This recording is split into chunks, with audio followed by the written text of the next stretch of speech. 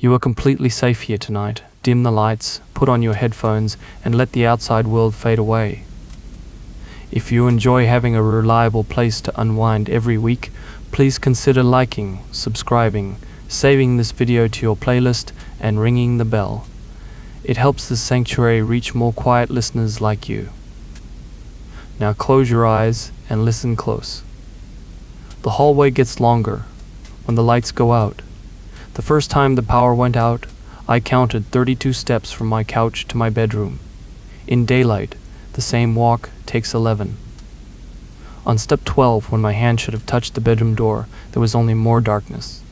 I kept walking because I did not know what else to do. The outage happened a little after midnight. I had been lying on the couch with the television on low. Rain tapped against the living room window. The building pipes gave their usual soft clicks inside the wall.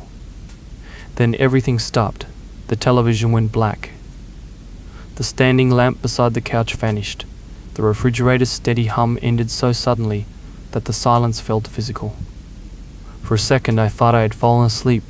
I sat up and waited for my eyes to adjust. They did not. There was no light from the street. No green glow from the microwave clock. No red dot from the television. Even the small charging light beside my phone had gone out. The entire apartment had become a single black space. I reached for my phone on the coffee table and knocked it to the floor. I heard it land on the rug. The sound was soft and close. I lowered one hand, found the edge of the table, and felt around beneath it. My fingers brushed the phone case. The screen would not turn on. I pressed the side button several times. I held it down. Nothing happened. The battery had been above half full. I told myself the phone had frozen. The breaker box was in a small utility closet near the front door, but I decided to go to the bedroom first. I kept a flashlight in the top drawer of my nightstand. I knew the apartment well enough to walk through it with my eyes closed.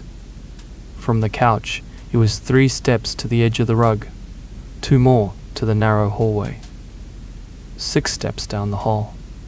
Then the bedroom door was on the left. 11 steps in total. I had walked that route thousands of times.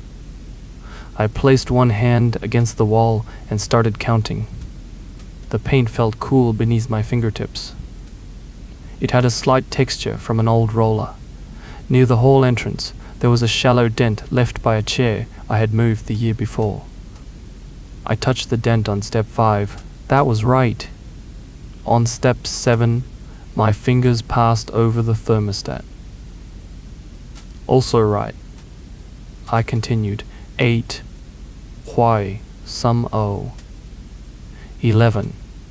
I reached my left hand forward for the bedroom door frame. There was nothing. My hand moved through empty air. I took another step. Still nothing. The wall beneath my right hand continued without a break. The same cool paint. The same faint roughness. I stopped. I listened. Rain whispered against a window somewhere behind me. Water moved through a pipe far inside the building. My own breathing sounded too loud in the narrow hall. I stretched both arms out. The wall was still on my right. On my left, there should have been the bedroom doorway. There was only open space. I took another step. 12. Then 13. The hallway continued. I felt along the wall for the thermostat again. Perhaps I had turned around without realizing it.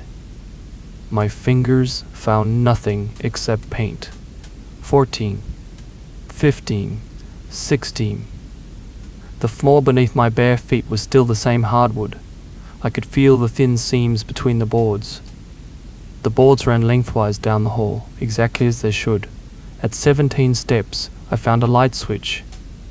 I pressed it. The switch clicked upward. No light came on. The bedroom switch should have been on the wall, just inside the door, not in the hallway. I felt around it. There was no door frame. Only the switch set into a wall that kept going. I pressed it down, then up again. The small plastic lever was warm. I did not know why that bothered me. I moved on. 18, 19, 20. My apartment was not large enough for 20 steps in any direction. I lived in a one-bedroom unit.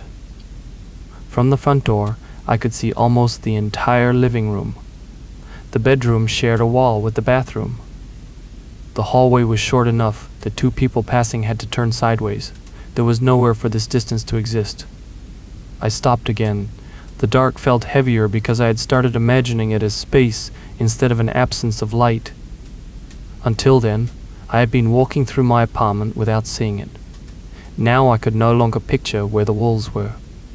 The blackness seemed to extend in every direction my hands had not tested. I kept my right palm flat against the wall. 21, 22. At 23, the texture beneath my hand changed. The painted drywall ended. My fingertips touched something cold and smooth. I traced it carefully. A narrow vertical strip of wood. The bedroom door frame. Relief made my knees feel weak. I moved my hand lower and found the doorknob. I turned it and stepped inside. The room smelled familiar. Laundry detergent, cotton sheets, and the faint dry warmth of the vent. I found the bed by touching the corner of the mattress. The nightstand should have been beside it. I reached out. Nothing. I moved my hand farther. Still nothing. I took 2 small steps and finally struck the side of the nightstand with my knee. The drawer handle was turned at an odd angle, but it opened. Inside, my fingers moved across a charging cable, a paperback, and a packet of tissues. Then I found the flashlight. It did not work. I clicked the button several times. I unscrewed the end and rolled the batteries beneath my palm. They were there. I had replaced them recently. I tightened the cap and tried again. Nothing. I sat on the bed and waited. The darkness pressed against my open eyes. After a while, I could not tell whether they were open or closed without touching my eyelids. I thought about going to the breaker box. That meant walking back through the hallway. I stayed where I was. About 10 minutes later, the power returned. The bedside lamp came on hard and bright. I flinched and covered my eyes. The refrigerator started in the kitchen. The heating system clicked awake. My phone, still on the living room floor, began making notification sounds. The bedroom looked normal. The nightstand stood where it always did, less than a foot from the mattress. The door was 6 steps from the bed. I went into the hall. The distance from the bedroom to the living room was 11 steps. I measured it twice. I checked the wall. The thermostat was in its normal place. The bedroom door interrupted the left wall exactly where it should. The light switch I had found in the impossible hallway was inside the bedroom. Nothing was damaged. Nothing had moved. The breaker box showed every switch in the correct position. When I looked outside, the buildings across the street were dark. The traffic lights at the intersection had gone out. A few people stood near the entrance of the building, holding phones and talking. The entire area had lost power. That explained the darkness. It did not explain the hallway. The next morning, I measured the apartment with a tape measure. The hall was just under 16 feet long. The living room was 18 feet across. The entire unit from the wall behind my bed to the front door was less than 40 feet. 32 normal steps would have taken me through the bedroom wall and well outside the building. I told myself I had become disoriented. People lose direction in darkness. I had read about that. Without visual reference points, the brain stops judging distance correctly. Steps become shorter. Straight lines drift. That had to be it. I tested the walk with my eyes closed. 11 steps. I repeated it. 11 again. On the third attempt, my shoulder brushed the bedroom frame on step 10. The wall did not move. My sense of distance worked perfectly when the lights were on. For the next week, I left the flashlight on the coffee table. I bought a pack of candles, 2 boxes of matches, and a small battery lantern. I charged a power bank and kept my phone plugged in overnight. It felt excessive, but not irrational. A power outage was an ordinary problem. Preparing for one was normal. The second outage happened 9 days later. The weather was clear. I was standing in the kitchen washing a plate when the ceiling light flickered once and went out. The refrigerator stopped. The apartment became black again. This time, a few emergency lights glowed through the living room window from the building across the street. Their weak red light gave me the outline of the kitchen counter. I reached for the battery lantern. I kept it beside the sink. My hand closed around the plastic handle. The lantern turned on. For 1 second, it worked normally. A white circle of light appeared on the counter. It showed the wet plate, the faucet, and my hand. Then the light narrowed. It did not dim. The beam seemed to shrink inward, as though the darkness were closing over it from every side. Within a few seconds, it illuminated only my fingers. Beyond them, the kitchen disappeared. I brought the lantern closer to my face. The bulb was bright, painfully bright. Still, its light reached no farther than a few inches. I turned it toward the floor. A small section of tile appeared beneath my feet. Everything beyond it remained black. I picked up my phone. The flashlight came on, but it behaved the same way. The beam formed a pale disc around my hand and stopped. It was like holding a light beneath deep water. I needed to reach the living room, where the candles and matches were stored. From the kitchen sink, it should have been 4 steps to the end of the counter, then 3 steps through the open dining area. I kept the phone light pointed down. 1, 2, 3, 4. My hip should have cleared the counter. Instead, my left arm was still touching it. I took another step. The counter continued. Its laminate edge was familiar beneath my palm. Smooth on top, slightly rough underneath. 5, 6, 7. The kitchen counter was 8 feet long. I had walked far enough to pass it twice. I continued because stopping felt worse. At 9 steps, my hand found the metal handle of a drawer. It was not one of my drawers. Mine had wide brushed steel pulls. This handle was small and round. I felt its shape. A single cold knob attached to the front of something wooden. I did not open it. I moved past. At 11 steps, the counter ended. I stepped into open space. The light from my phone showed only my bare feet and a piece of floor I did not recognize. It was not tile. It was carpet. The fibers pressed softly beneath my toes. I did not have carpet anywhere in the apartment except the living room rug, and that rug was thick and dark. This felt flat and tightly woven like the carpet in the building hallway. I crouched and touched it. My fingertips found a pattern of shallow ridges. Somewhere in the darkness, a pipe gave a hollow click. The sound echoed. Nothing in my apartment echoed. The rooms were too small and too full of furniture. I stood quickly. The tiny circle of phone light trembled across the carpet. I could not see a wall. I turned slowly and reached out with my free hand. Nothing. I took 1 step backward. My heel touched tile. I stepped back again. The kitchen counter struck my hip. It was in its normal place. The carpet was gone. I moved toward the living room without counting. My hand found the back of the couch after 7 steps. That was farther than it should have been, but I was relieved to touch something familiar. The couch fabric was warm. Not room temperature. Warm as though someone had just been sitting there. I held my hand against the cushion. The padding slowly rose beneath my palm. I pulled away. The power returned. The kitchen light came on. The foam beam spread normally across the floor. I was standing beside the couch.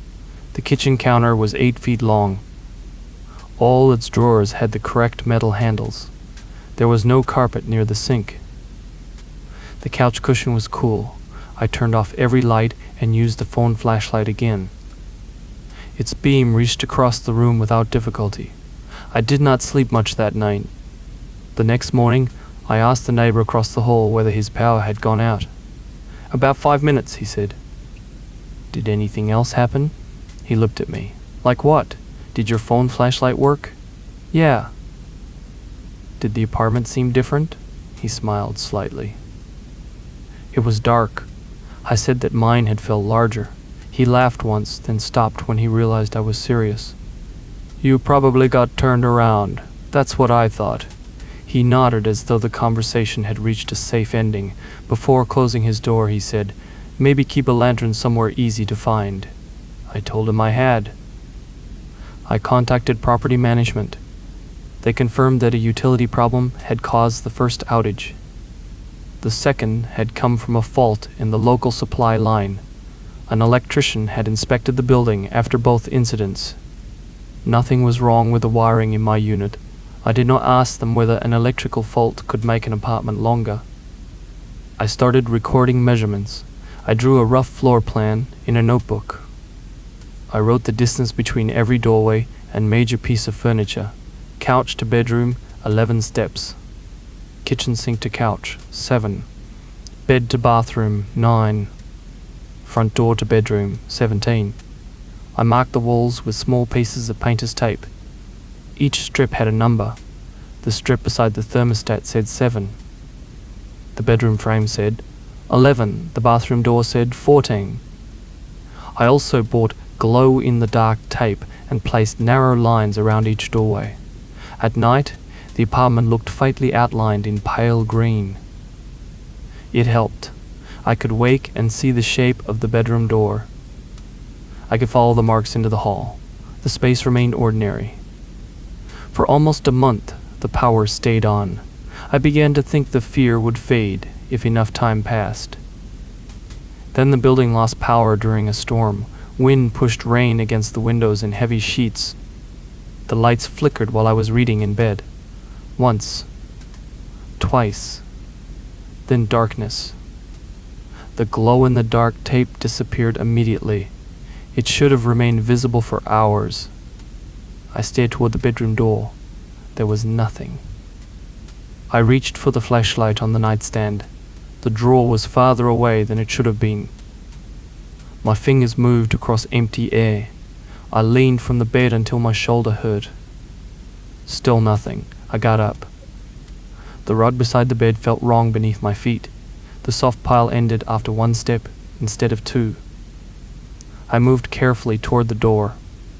1, 2, 3, 4, 5, 6. The bedroom door should have been there. My hand found a wall. I moved my palm across it. The wall was covered in wallpaper, thin paper with raised vertical lines. My apartment had no wallpaper. I followed it to the left. After 3 steps, my fingers found a picture frame. I lifted it slightly. The frame was heavy and rectangular. Behind the glass was a sheet of paper or a photograph, but there was no light to see it. I did not own any framed pictures that large. I put it back. The hook made a soft scraping sound against the wall. A few feet ahead, something else scraped in response. The sound was quiet, a frame shifting on another wall. I stopped breathing. Rain struck the window behind me. Or what I thought was behind me. I held the flashlight out and pressed the button. A white glow covered my thumb but did not reach the wall. I moved forward. The wallpaper continued. At step 10, I found the edge of an open doorway. Cold air moved through it. The air smelled like wet concrete and old cardboard. It reminded me of the storage level beneath the building. I stood at the opening, listening. Somewhere beyond it, water dripped at slow, regular intervals. I knew that if I stepped through, I might not find the bedroom again. I turned around. My shoulder struck something solid. The wall had moved behind me. I pressed both hands against it. Wallpaper. Picture frame. No bedroom. My breathing became fast despite my effort to control it. I chose a direction and followed the wall. The floor beneath me changed from hardwood to tile, then back to hardwood. Once, my toes brushed the edge of a rug that should not have been there. I counted 46 steps before I found a light switch. The plastic plate had 2 switches instead of 1. I pressed both. Nothing happened. I kept moving. At 53 steps, I touched painter's tape, a small square attached to the wall. I felt the number written on it with the edge of my fingernail. The ink had dried slightly, raised where I had pressed too hard. It was the strip beside my thermostat, number 7. I almost laughed. I moved my hand 6 inches to the right and found the thermostat. The screen was dark. From there, the bedroom should have been 4 steps away. It took 19. When I finally found the door, the nightstand was beside the bed where it belonged. The flashlight worked inside the bedroom. Its beam spread across the sheets, the dresser, and the wall. I turned it toward the hall. The light stopped at the doorway. Beyond the frame was solid black, not a dark hall. Blackness with no visible depth. I closed the bedroom door. The power returned 20 minutes later. Every strip of glow tape shone pale green. The numbered marker beside the thermostat was secure. The bedroom was 4 steps away. The wallpaper and picture frame were gone. The storage smell remained for several minutes, then faded. After that outage, I stopped treating the apartment as reliable. I still lived there. I went to work. I bought groceries. I washed dishes and changed the sheets, but every room felt temporary. The walls seemed to be holding their positions only because the lights were on. I began noticing the small sounds electricity made. The refrigerator motor, the fan in the bathroom, the faint buzz of a lamp, the charging tone from my phone. They became signs that the apartment was still the size I remembered. Silence meant the rooms were free to change. I bought more emergency equipment, 3 flashlights, 2 battery lanterns, a radio, candles, extra power banks. I tested everything once a week. It all worked under normal conditions. During the next outage, none of it helped. That one began in the early evening. Sunset still colored the sky, but when the power failed, the light outside seemed to go with it. The windows turned black. The flashlights narrowed to dim circles around their own bulbs. The radio produced only a low static hiss. I stayed in the living room. I had decided beforehand that I would not move during another outage. If the apartment changed, I would remain in one place until it changed back. I sat on the couch with my feet on the floor and one hand gripping the armrest. For several minutes, nothing happened. Then the refrigerator sound came from somewhere ahead of me. It should have been behind the couch, across the dining space, and inside the kitchen. Instead, the hum seemed to come from the hallway. It ran for 5 seconds and stopped. A moment later, I heard the bathroom fan start. The sound came from my left. The bathroom was to my right. I kept my hand on the couch. The fabric beneath my fingers slowly became smoother. The woven upholstery changed into something like leather. The armrest narrowed. I pressed harder, trying to hold it in place. The material continued changing beneath my palm. Then the armrest ended. My hand dropped into empty air. I reached down. The couch was gone. I was sitting on something hard and narrow. A chair. The seat creaked when I shifted my weight. I had no chair in that part of the room. I stood. The darkness had rearranged the furniture around me without making a sound. I reached forward and found the edge of a table. My coffee table was low enough to reach from the couch. This surface was at waist height. The tabletop was cold and made of metal. I followed its edge. It extended farther than my arm could reach. Something sat on top of it. A cup. A plate. Another cup. My fingers touched a fork, then another. 2 place settings. I pulled my hand back. A chair creaked across the table. not the chair behind me. Another chair. The sound was slow and controlled, like someone shifting their weight. I listened. No breathing. No footsteps. Only rain and the weak static from the radio. I backed away from the table. The floor changed beneath my feet. Hardwood became carpet. Carpet became cold concrete. I took another step and struck a wall. My palm landed on rough painted cinder block. I followed it, moving as quietly as I could. After 15 steps, I found a door. The handle was metal and horizontal, like a fire exit bar. I pushed it. The door opened into warmer air. I stepped through and felt hardwood beneath my feet. The door closed behind me. When I reached back, there was only a smooth wall. I found the couch after another 20 steps. This time, its fabric remained familiar. I sat on the floor beside it until the power returned. The lights came on with me curled against the couch, one hand pressed to the wall. There was no metal table.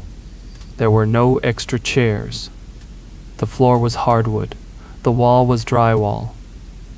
I checked the dining table. One plate sat in the drying rack beside the sink.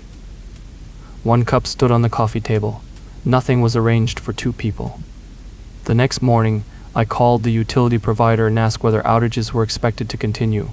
The representative said recent weather had caused several faults, but the system was stable.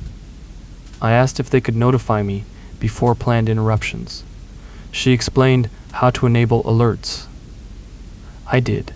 Unplanned outages gave no warning. For a while, I considered moving. I looked at rental listings. I visited 2 apartments. Both were smaller and more expensive. One had no natural light in the living room. The other smelled strongly of paint and damp carpet. I did not sign anything. Moving also felt like an admission that the problem belonged to the apartment. I had no proof of that. Perhaps darkness would change any place I lived. The thought of discovering that in an unfamiliar home was worse. I remained where I was. I developed rules. If the power failed, I would not trust distance. I would not enter an unfamiliar doorway. I would not follow sounds. I would keep one hand against a known surface. I would wait for the lights. The rules gave me something to do with the fear. They did not make the outages stop. The apartment grew larger each time. During one blackout, it took 60 steps to reach the bathroom. During another, I followed the kitchen cabinets for nearly a minute and found 3 sinks. The first had my ordinary faucet. The second had separate hot and cold taps. The third had no faucet at all. Once, I opened what should have been my bedroom closet and felt a cold draft moving steadily toward me. The space beyond the clothes had no back wall. I pushed one coat aside and reached as far as I could. Nothing. I closed the door and held it shut until the power returned. In the light, the closet was 18 inches deep. The changes were never the same. That prevented me from learning the altered layout. It also prevented me from dismissing the experience as a repeated mistake. I marked my routes with string during one outage. I tied one end to the front door handle and carried the spool toward the bedroom. The string should have run out long before I reached the hall. Instead, it continued unwinding. I walked 80 steps before I stopped. When the power returned, I was standing 6 feet from the front door. The unopened spool lay in my hand.